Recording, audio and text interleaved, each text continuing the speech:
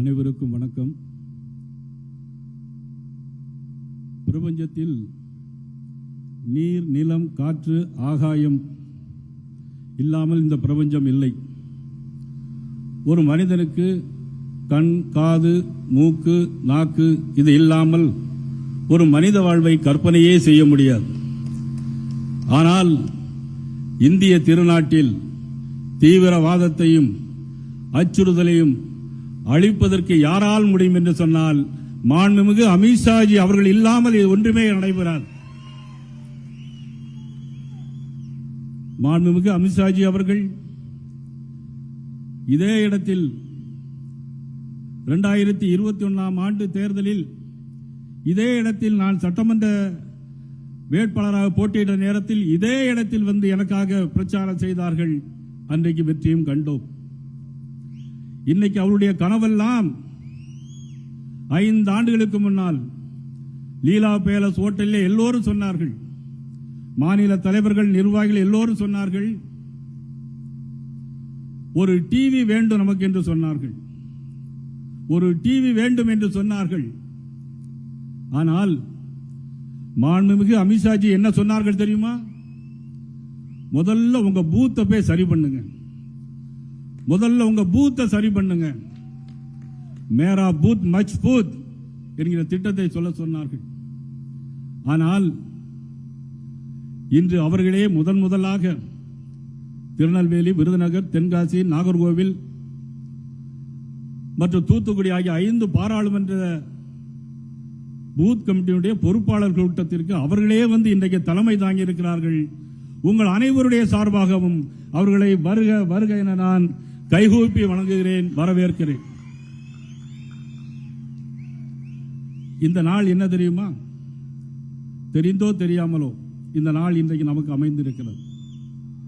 ஏற்கனவே 17ஆம் தேதி நிகழ்வு இதே இடத்தில் நடைபெறுவதாக இருந்தது. ஆனால் இன்றைக்கு அமித்ஷாஜி அவர்கள் வரும்போது இன்றைக்கு அமாவாசை, நிறைந்த அமாவாசை. குருஷேத்திரத்திலே மகாபாரதத்தில் போர் நடந்தது. போர் ஆரம்பிக்கும் போது எந்த நாள் நல்ல நாள் என்று சொல்லி சாஸ்திர வல்லுநர் சகாதேவன் கேட்கும்போது சாஸ்திர வல்லுநர் சகாதேவன் சொன்னது, இன்று அமாவாசை, களபலி கொடுங்கள், போரிலே வெற்றி பெறலாம் என்று சொன்னார்.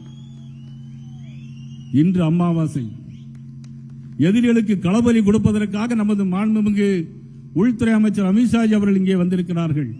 இன்று களபலி கொடுக்கின்ற நாள் இன்று ஆரம்பிக்கப்பட்டிருக்கிறது. தமிழகத்தில் இன்னும் இதே மாதிரி 7 இடங்களில் இதே மாதிரி பூத் கமிட்டி மாநாடு நடைபெறப் போகிறது. இது பரீட்சார்த்தமாக முதலில் நடைபெறுகிறது. அடுத்தது கொங்கு மண்டலத்தில் நடைபெற இருக்கிறது. அங்கு உள்ளவர்கள் இதிலையும் சிறப்பான முறையில் செய்வார்கள் என்று நான் இந்த நேரத்தில் நிச்சயமாக நம்புகிறேன். இது முதல் நாடான் இன்று நடைபெறுகிற திராவிட முன்னேற்ற கழக ஆட்சி, மதிப்புக்குரிய ஸ்டாலின் அவருடைய தலைமையிலே நடைபெறுகின்ற ஆட்சி, பாலியல் வன்கொடுமைகள் நிறைந்த ஆட்சி.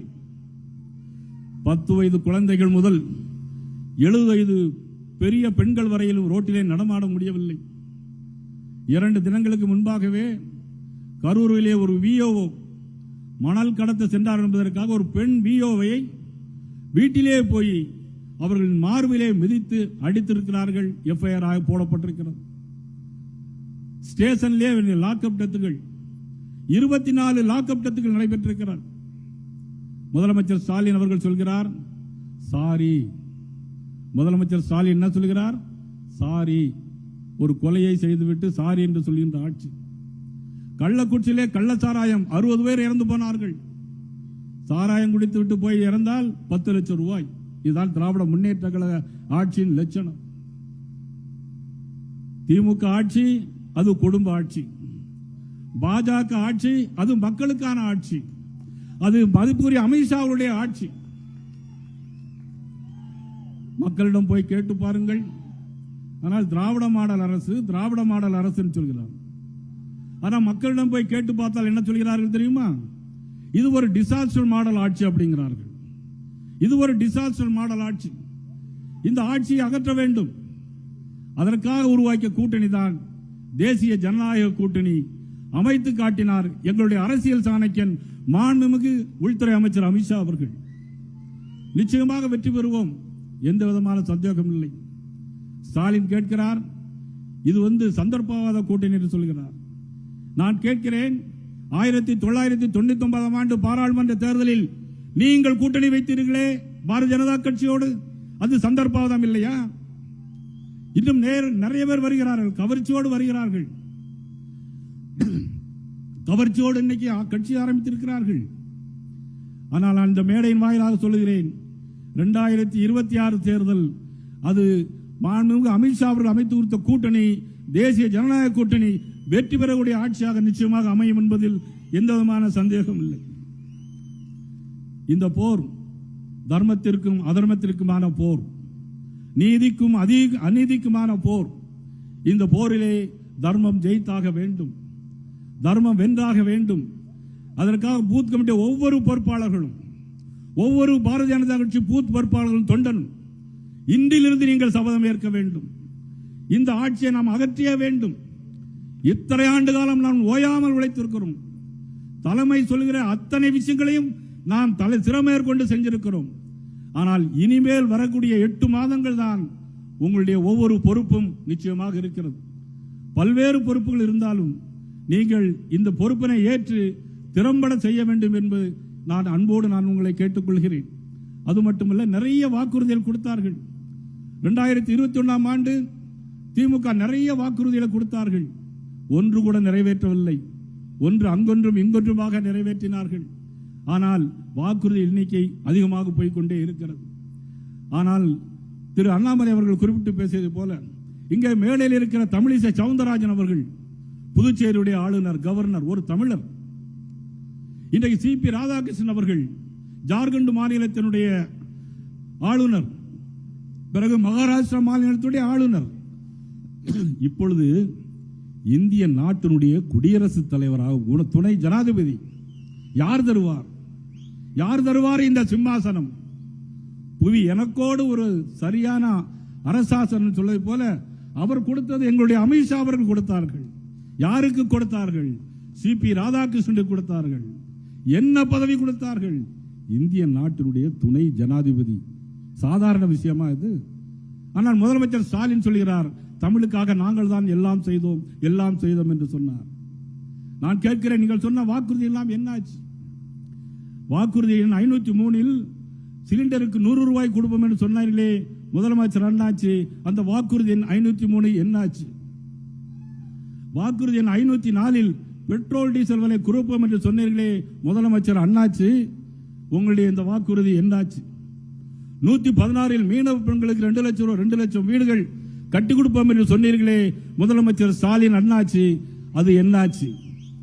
159 பட்டதாரி ஆசிரியர்களுக்கு கல்வி கடன் வழங்குவோம் என்று சொன்னீர்களே ஸ்டாலின் முதல்வர் அண்ணாச்சி, உங்களுடைய வாக்குறுதி என்னாச்சு? 285 தூய்மை பணியாளர் நிரந்தரமாக்குவோம் என்று சொன்னீர்களே ஸ்டாலின் முதல்வர் அண்ணாச்சி, உங்களுடைய வாக்குறுதி என்னாச்சு? 356 அரசு மருத்துவமனைகளில் பணியிடங்களை நிரப்புவோம் என்று சொன்னீர்களே முதலமைச்சர் ஸ்டாலின் அண்ணாச்சி, உங்களுடைய வாக்குறுதி என்னாச்சு? 163 மாணவர்களுக்கு இணையதள இணைப்புடன் எல்லாம் ஏற்பாடு செய்து சொன்னீர்களே முதலமைச்சர் ஸ்டாலின் அண்ணாச்சி, உங்களுடைய வாக்குறுதி என்னாச்சு? 321 மாதம் ஒருமுறை கட்டணமில் அமைப்போம் என்று சொன்னீர்களே உங்களுடைய வாக்குறுதி என்னாச்சு? சொத்து வரி என்னாச்சு? மின் கட்டண உயர்வு என்னாச்சு? இன்னைக்கு மின் கட்டணத்தை பார்த்தாலே சாக்கடிக்கும், தொட்டாலே சாக்கடிக்கும், ஆனால் பார்த்தாலே சாக்கடிக்கும். 187 அரசு அலுவலகங்களில் 3 லட்சம் பேர்களுக்கு வேலை வாய்ப்பு கொடுப்போம் என்று சொன்னீர்களே முதலமைச்சர் ஸ்டாலின் அண்ணாச்சி, உங்களுடைய வாக்குறுதி என்னாச்சு? வாக்குறுதி 50 ஒன்றியந்தோறும் தானிய கடன் அழைப்போம் என்று சொன்னீர்களே முதலமைச்சர் ஸ்டாலின் அண்ணாச்சி, உங்களது வாக்குறுதி என்னாச்சு? 183 பகுதி நேர ஆசிரியர்கள் அனைவருக்கும் பணி நிரந்தரம் செய்வோம் என்று சொன்னீர்களே முதல்வர் ஸ்டாலின் அண்ணாச்சி, உங்களுடைய வாக்குறுதி என்னாச்சு? இன்னும் சொல்லிக்கொண்டே போனால் இன்னும் 400 வாக்குறுதிகளை சொல்லிக்கொண்டே போகலாம். அது மட்டும் இல்ல, வாக்குறுதி கொடுப்பது அவருடைய வழக்கம், தேர்தல் முடிந்து அதை மறப்பது அவருடைய வழக்கம். வாக்குறுதி கொடுப்பது அவருடைய வழக்கம், தேர்தல் முடிந்த பிறகு அதை மறப்பது அவருடைய பழக்கம். அது என்ன சொல்ல பாரால் நீங்கள் யார் கூட என்று கேட்டால் நீ யார் என்று கூட கேட்பார்கள். இதுதான் வாக்குறுதி. இப்படிதான் தமிழ்நாட்டை ஏமாற்றிக் கொண்டிருக்கிறார். எத்தனை காலம்தான் இந்த தமிழ்நாட்டை ஏமாற்ற முடியும்? சத்தியம் தவறாத உத்தமர் போலவே நடிக்கிறார். பல வகையில் சமயம் பார்த்து கொள்ளை அடிக்கிறார். இது புரட்சித்தலைவர் எம்ஜிஆருடைய பாட்டு. ஆக இந்த நிகழ்ச்சியில் கலந்து கொண்ட அண்ணன் ஹெச்ஆர் அவர்கள், அண்ணன் பொன்னார் அவர்கள், திருமதி வானதி சீனிவாசன் அவர்கள், அண்ணன் பிரபல நடிகர் அண்ணன் சரத்குமார் அவர்கள், நமது இன்சார்ஜ் மேனர்ஜி அவர்கள், நமது கோ இன்சார்ஜ் நமது சுதாகர் ரெட்டிஜி அவர்கள், சட்டமன்ற உறுப்பினர் எம்எல்ஏ அண்ணன் காந்தி அவர்கள் மற்றும் நிகழ்ச்சியில் கலந்து கொண்ட முன்னாள் சட்டமன்ற உறுப்பினர் விஜயதரணி அவர்கள், இன்னும் பொது நமது அண்ணாமலை அவர்கள் அனைவருக்கும் எனது மனமார்ந்த நன்றியை தெரிவித்துக் கொண்டு இன்னும் கவனமாக 8 மாதங்கள் செயல்பட வேண்டும் என்று நீங்கள் தயவு செய்து யாரும் பூத்தை மட்டும் மறக்காது. நீ எந்த கட்சியில எந்த பொறுப்புல மாநில பொதுச் செயலாளராக இருக்கலாம், மாநில தலைவராக இருக்கலாம், ஆனால் பூத்தை மட்டும் மறக்காது என்ப ஒரு வரிகளை உங்களுக்கு நினைவூட்டி, மறக்காதே பூத்தினை மறக்காதே, மறக்காதே பூத்தினை மறக்காதே, கட்சி பதவிகள் பல இருந்தாலும் சொந்த பூத்தினை மறந்து விடாதே, மறக்காதே பூத்தினை மறக்காதே. சிந்தித்து பார்த்து வேகத்தை கூட்டு கிளையினை முழுசா அமைச்சுக்கோ, சிந்தித்து பார்த்து வேகத்தை கூட்டு கிளையினை முழுசா அமைச்சுக்கோ, குறைகள் ஏதேனும் இருந்து விட்டால் அதை உடனே திருத்தி மாத்திக்கோ, மறக்காதே பூத்தினை மறக்காதே, மறக்காதே பூத்தினை மறக்காதே.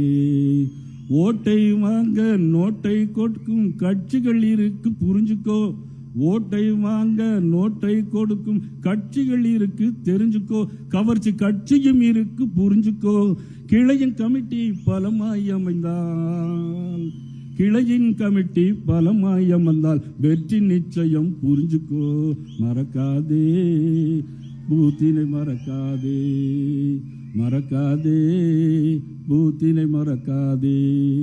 பாஜக ஆட்சி நெருங்குவதால் இனி அலட்சியம் இருக்க கூடாது, பாஜக ஆட்சி நெருங்குவதால் இனி அலட்சியம் இருக்க கூடாது. எல்லா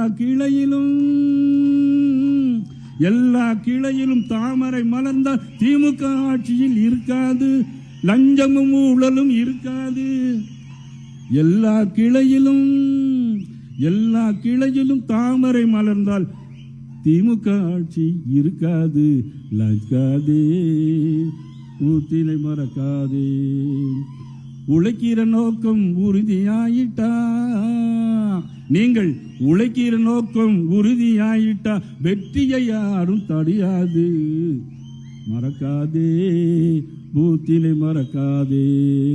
பூத்தினை மறக்காமல் பெரிய பதவிகள் இருந்தாலும் சொந்த பூத்தினை மாதத்திற்கு ஒரு நாள் ஒரு 5 மணி நேரம் செவ்வாய்க்கிழமை தோறும் உங்கள் பூத்தை பலப்படுத்துங்க.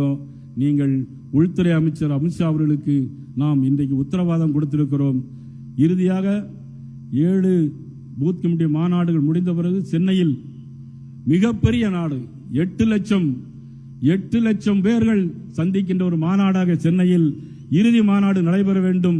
அதிலும் உள்துறை அமைச்சர் அமித்ஷா அவர்கள் கலந்து கொள்ள வேண்டும் என்று அன்போடு கேட்டு உங்கள் அனைவருக்கும், அதிலும் குறிப்பாக இந்த ஜெயபிரகாஷ் அவர்கள் இந்த பூத் கமிட்டி மாநாட்டுக்கு முழு பொறுப்பாக இருந்து எல்லா ஏற்பாடையும் செய்தார்கள்.